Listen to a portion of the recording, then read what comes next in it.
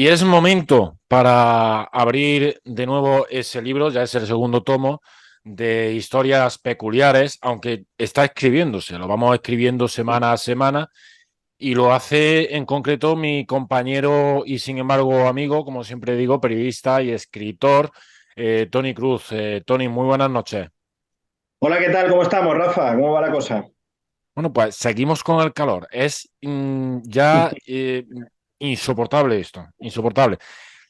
Como insoportable fue, supongo, el trance que tuvo que vivir el protagonista de la historia de hoy, que voy a intentar pronunciarlo bien.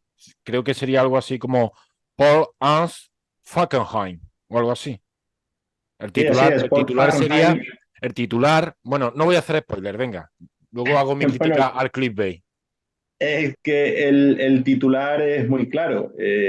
Es Paul Falkenhayn, o también conocido como Koch, fue el único que se sepa espía judío de Hitler, aunque parezca increíble, en un conflicto bélico como la Segunda Guerra Mundial, en la que la Shoah, que es el término judío para lo que se conoce como holocausto o catástrofe, murieron 11 millones de judíos a manos de los nazis. Pues digo, cuesta pensar que en medio de ese drama un solo judío pudiera trabajar de espía para las huestes de Hitler. Pero eso sucedió, y es una historia que quedó en su momento en el olvido durante muchos años y que fue rescatada en un libro llamado Koch, el espía judío de Hitler, de un periodista y político israelí llamado Mijael Bar-Zohar, y que yo he leído, no he leído ese libro, lo reconozco, pero sí que lo he leído en este de Oscar Herradón, que se llama Expedientes Secretos de la Segunda Guerra Mundial, y que es muy ameno y bueno, que aconsejo a quien le guste esta temática y sobre todo a quien le guste la historia rara, ¿no? Decía al principio lo del clickbait, perdóname, Tony, un momentito, porque tú bien lo has dicho. El único espía judío que sepamos de Hitler o del Tercer Reich. Pero ¿qué pasa? Que no fue porque él quisiera y que casi no llegó a funcionar. Como dice, efectivamente, es una historia que hay que entrecomillar mucho, porque ahora cuando contemos todo lo que sucedió veremos todo lo que vivió Paul Falkenhayn, así que digamos que no fue un plato de buen gusto para él tampoco. Para empezar un poco a saber quién fue este señor, nació a finales del siglo XIX, en 1892, en una familia de judíos ricos de Frankfurt. Su abuelo, de hecho, fue rabino en Mulhausen y su padre era comerciante del metal. Una familia conservadora, nacionalista, y el niño Paul, ya con 10 años, pues tanto entonaba marchas militares como era capaz de recitar salmos bíblicos en su bar mitzvah, que el bar mitzvah es la festividad judía en la que un niño se hace hombre, ¿no? Para que, resumiendo mucho, recitando la Torá, ¿no? Bueno, pues el niño Paul se hace mayor y guerrea en la Primera Guerra Mundial, naturalmente el alemán, y guerrea a favor del Reich. En este caso va a los campos de Bélgica y lo hace muy bien, guerrea muy bien, tanto que consigue una cruz de hierro de primera clase tras destruir unos blindados británicos. Llega incluso al grado de teniente. No olvidemos que, por ejemplo, Hitler se quedó en cabo. Así que él llega a ser teniente y lo que son las cosas, ¿eh? Y aquí empieza la paradoja de este señor. En el conflicto se hace muy amigo de uno de los aviadores más célebres de la escuadrilla del mítico Barón Rojo.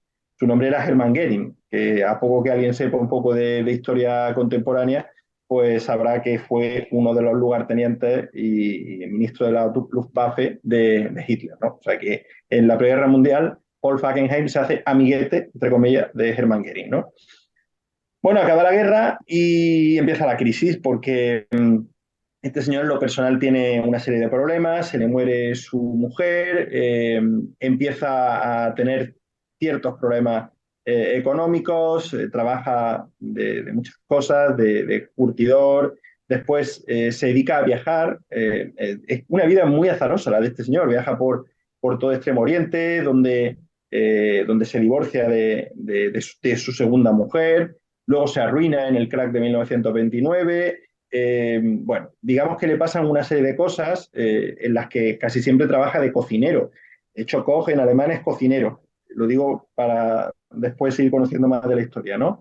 Al final, y lo que son, insisto, lo que es la paradoja de la historia.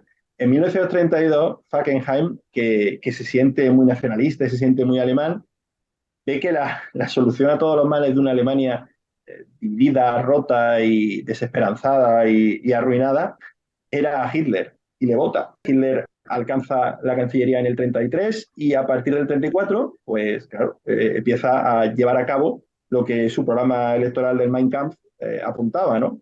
Empieza a hostigar a los judíos. Y Fackenheim no se libra, pierde trabajos, es detenido, tiene miedo, hasta el extremo que llega a enviarle una carta al mismísimo Hermann Goering, su amiguete, el cual dice que después de haber perdido uno de los trabajos que perdió por ser judío, que siente no poder ayudarle, pero que es en la vida, ¿no? Así que me río, pero me imagino la situación, Sí, ¿no? sí. Que incluso llega a solicitar un visado para poderse marchar a Londres cuando ya ha estallado la guerra en 1939. No se lo conceden y lo que intenta este señor Fackenheim es alistarse en la Wehrmacht. No se lo conceden tampoco por su condición de judío y como ya para los que mandaban era un Untermensch, un subhumano, pues evidentemente sucede que en el año 1941 pues le detienen y le llevan a Dachau. Que Dachau era un centro, era y sigue estando, porque sigue existiendo, evidentemente no funciona como tal, pero que todavía se puede visitar. Dachau era un centro no estrictamente de exterminio, o al menos al principio no era de exterminio, pero sí que era un campo de concentración. Quiero recordar que fue el primer campo de concentración que hubo en la Alemania hitleriana, ¿no? Y es desde ese momento el prisionero 26.336. Así que al final, pues, acaba allí, empieza a tener problemas y de repente cuando parece que la vida ya no le va a dar mucho más juego, pues un día el equipo le llaman por altavoces desde la enfermería y aunque allí no trataran bien a nadie, el equipo médico le empieza a cuidar. Fackenheim se muestra extrañado. Después de tanto maltrato, él piensa en primera instancia, hombre, por fin, ¿no? Se han dado cuenta de que yo pues, soy un buen alemán y que por mucho que mi situación sea la que es, yo no tengo culpa de ser judío, ¿no? Supongo que pensaría, ¿no? Y, y de repente pues empieza a sentirse un poco privilegiado, ¿no? Dentro de este campo de concentración.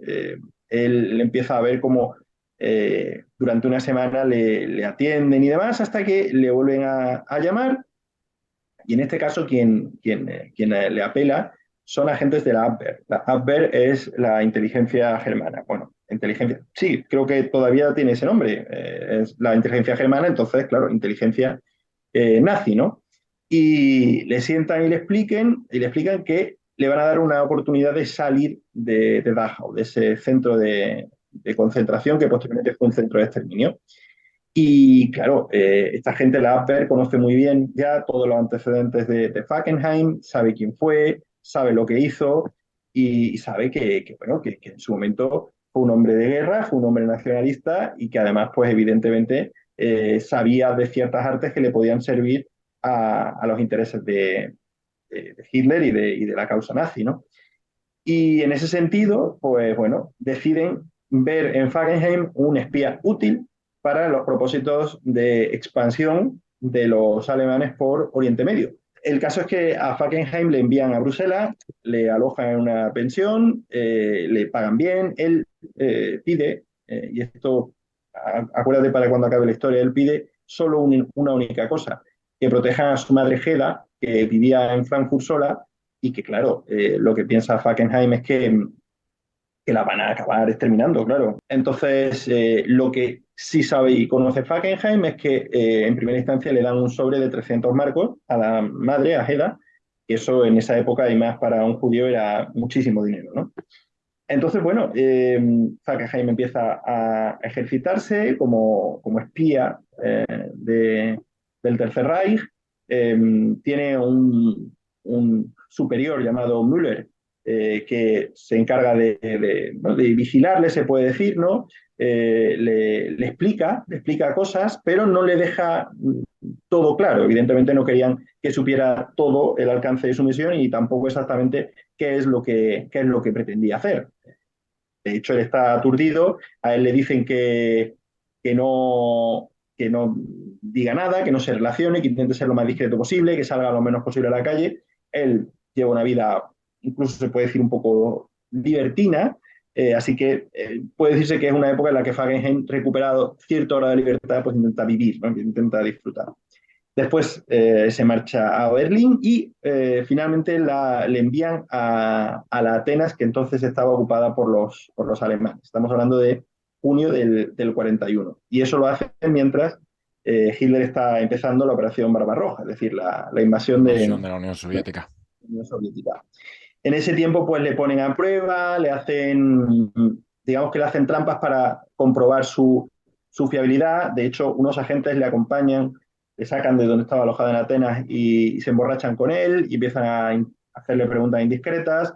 Eh, Hackenheim, que no es un espía profesional, pues cae en parte en la trampa y a punto están de enviarle a Dachau. Es que también en esta historia hay muchos matices, porque dentro de la Abwehr había quien veía con buenos ojos este plan y naturalmente había fanáticos nazis que lo que estaban deseando cargarse a Falkenhayn. O sea, no tenían ni el más mínimo interés en que este plan saliera bien porque lo que pretendían era acabar con este judío, que hacía un judío trabajando para los nazis, ¿no? Bueno, Falkenhayn sigue adelante y finalmente pues consiguen entrenar a este señor ya recuerdo, con cierta edad, que no era un chaval, en paracaídas, para lanzarle en paracaídas, después de que le enseñen los códigos, le den un ejemplar de una novela francesa que se llama L'un Culot, que en las letras, dentro de las letras de esa novela, estaba la base del código con la cual luego pues, iba a poder mandar información desde su destino final, que ya sí conoce,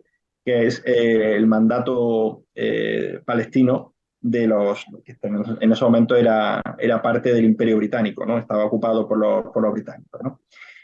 Finalmente, en octubre del 41, en un Henkel, le montan, sobrevuela Haifa y le lanzan, sí, él a todo esto con unos mínimos conocimientos de paracaidismo, y le lanzan como Paul Koch, que Koch, insisto, es cocinero, o sea que le pusieron Koch, tampoco se rompieron mucho la cabeza, su alias se lo pusieron porque él había sido cocinero en Extremo Oriente y tenía habilidades de cocinero, habilidades que luego incluso ahora no voy a adelantar nada, pero que le ayudarían bastante, ¿no?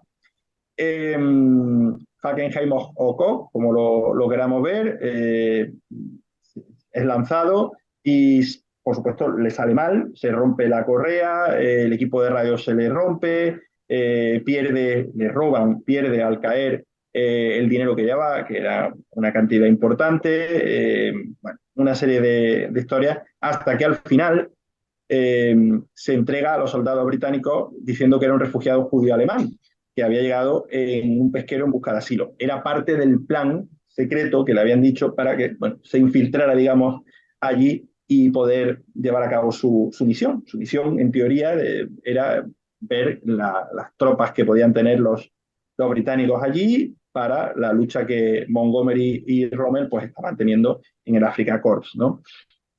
Bueno, pues los ingleses no se tragan la historia de primeras, se extrañan mucho de que un judío de repente aparezca de la nada y empieza a hablar así, de que era porque él no habla nada de Paul Koch, él habla de que es Paul Fackenheim, que es judío, que tiene residencia en Frankfurt y que al final él mismo confiesa, torpemente y en poco tiempo, que la Abwehr le había dado en clave ese nombre de Paul Koch. Luego cuenta todo, que estuvo en Dachau, que le entrenaron y nada. ¿Cuál es el problema? ¿O cuál es alguno de los problemas que tiene este señor Falkenhayn a la hora de no se sabe muy bien si intentar engañar a los ingleses o intentar salir del atolladero en el que se había metido sin quererlo? Pues que resulta que había en ese mismo tiempo una agente llamada Paula Koch. Y claro, cuando de primeras este hombre se hace pasar por Paul Koch, pues piensan que realmente este señor era realmente un superespía, ¿no? Así que naturalmente le detienen, le llevan a un centro de detención, le someten a tortura psicológica, bueno, incluso el propio Fackenheim intenta mandar con los conocimientos que le habían enseñado de Morse un mensaje al otro lado, a los alemanes, a partir de otro preso alemán. También le pillan porque el preso alemán resulta ser un cebo de los ingleses, es decir, que no pudo hacer lo peor Fackenheim o Koch, como queramos ver, tanto en su condición de espía como en su condición de hombre que quería dejar de ser espía para volver a recuperar su independencia y su libertad y poder volver a Alemania como lo que era, un pobre judío al que le estaban haciendo la vida imposible, ¿no? Dentro de lo que cabe tuvo algo de suerte, porque el octavo ejército británico en esos tiempos entra en Libia y le hacen, bueno, digamos que el interés por el caso Fackenheim-Koch pasa un poquito a segundo plano, ¿no? Para ellos porque ya realmente interés geoestratégico empezaba a tener poco, ¿no? Lo curioso del caso es que Fackenheim es juzgado por espionaje. Ahora, se puede imaginar, y se puede imaginar los televidentes, la acusación por espionaje tenía un castigo tremendo, que era muerte. Y a él se le pone ese cargo, intenta liberarse por todos los medios, incluso acudiendo a familiares que conocía que vivían en Palestina. Tiene tan mala fortuna que a una tía, estoy recordando si era una tía, creo que era una tía suya, segunda, da su nombre y la tía no se acuerda de él. Va a declarar y no se acuerda de Fackenheim, no se acuerda de su propio desesperado. Al final este hombre puso un listado de personas que podían estar en Palestina y al final sí que hubo creo que era una enfermera que vivía por allí que acabó testificando a su favor y diciendo que efectivamente este señor sí, era judío, su familia era judía y todo lo que podían decir que él era una espía nazi, bueno, pues que dijeran lo que querían, pero que él había estado en Dachau y que en consecuencia pues que él había sido una víctima más de los nazis, ¿no? Entonces, otra de las cuestiones que alegó Fackenheim fue su condición de cocinero. Le dijo que lo de Koch era por cocinero y que podía demostrarlo. Y efectivamente, le hicieron demostrarlo. El fiscal, no, el fiscal o el abogado, el fiscal creo que fue, o el juez de este proceso, le pidió que le diera la receta de, una, de un pastel francés. Y Fackenheim, de memoria, pues empezó a desgranar todos los ingredientes y le dio consejos de cómo hacerlo eso en mitad del juicio. Todo esto lo cuenta en el libro, que me imagino una situación un poco kafkiana. Toda esta historia, si no lo hubiera recopilado el escritor israelí, pues probablemente hubiera caído en el olvido e incluso parecería increíble, pero todo esto está documentado, o sea que todo esto pasó, ¿no? ¿Y cuál fue, Tony, cuál fue el desenlace de El Paul desenlace Fackenheim? final, sí, porque ya supongo que tendrás curiosidad, pues le declaran inocente hasta cierto punto porque le mantienen en distintas cárceles donde coincide con todo tipo de gente. Pero sigue sobreviviendo hasta que al final en el 40 y después de la guerra le envían a Neuengamme, que es lo que era una cárcel en Hamburgo, y al final le revisan todo su expediente y después de tantos años de sufrimiento, hablando de que este hombre empezó en el año 33 a sufrir los rigores de su condición de judío, pues después de 13 años de vida azarosa y muy difícil, pues es liberado en el 46 y por fin pudo regresar a Frankfurt, pero cuando vuelve, descubre que su madre, que era su única esperanza vital, la persona en la que había confiado un poco su existencia, ¿no? Pues lo que le prometió, lo cumplió el primer mes, le enviaron 300 francos, perdón, 300 marcos, pero al segundo o al tercero la enviaron al campo de Theresienstadt y allí pues la asesinaron, como a otros tantos judíos, o sea que no cumplieron. Los últimos años de su vida, Fackenheim pues los pasa de cocinero y de hecho cocina para las tropas británicas.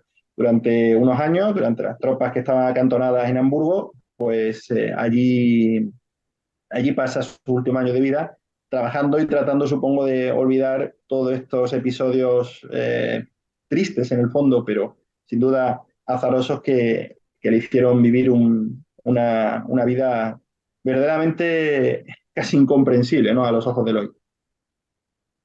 casi absurda. Y sobre todo a los ojos de hoy, como dices, es que nos hemos pasado un poquito de tiempo, Tony, por eso te premiaba un poco con el final. Por lo menos hemos intentado sacar un poquito la luz dentro de tanta oscuridad, ¿no? Y con una historia que no fue, desde luego, amable, pero que al menos nos permite, no sé, revivir la historia de otro modo, ¿no?